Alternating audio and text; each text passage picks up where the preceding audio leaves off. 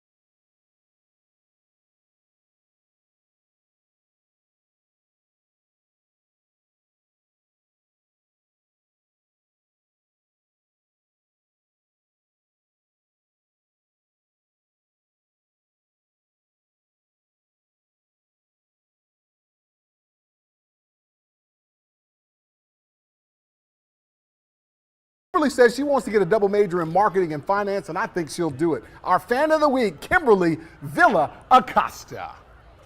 You know, and you asked for Pleasant Grove in the final score right Yes. there. I get a text. Woo! It is the Spartans over Fairfield by a score of 27-19. Pleasant Grove gets the win over Fairfield. Thank you, caller. Thank you, text. All right, what do we got? You got Winona, Yeah, don't we you? got Winona. Hey, they've been asking us to come. We're here. We're here to serve you guys. They got corner. They're over at corner. Come first ball.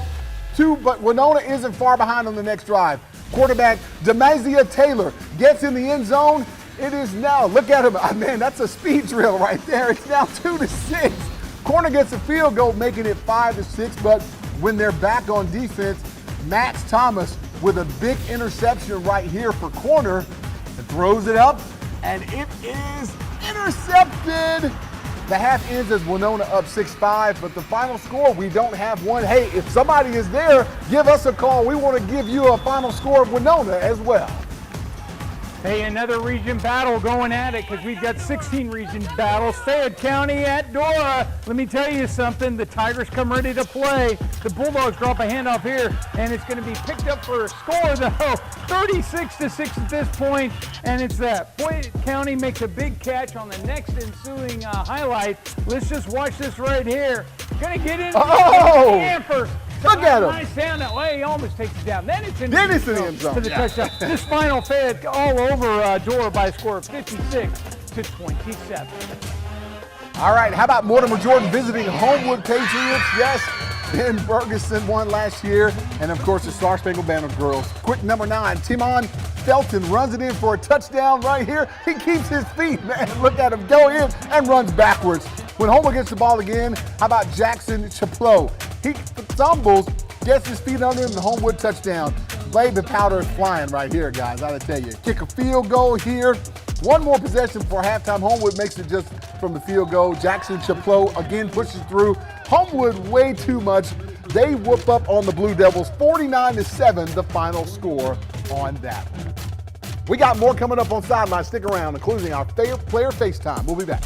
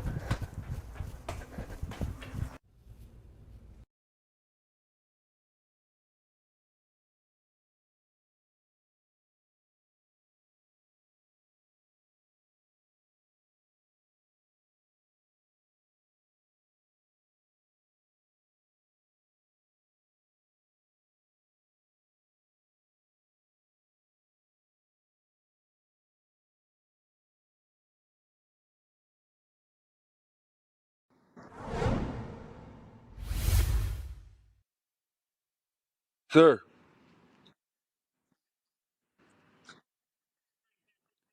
One, two, three, four, five.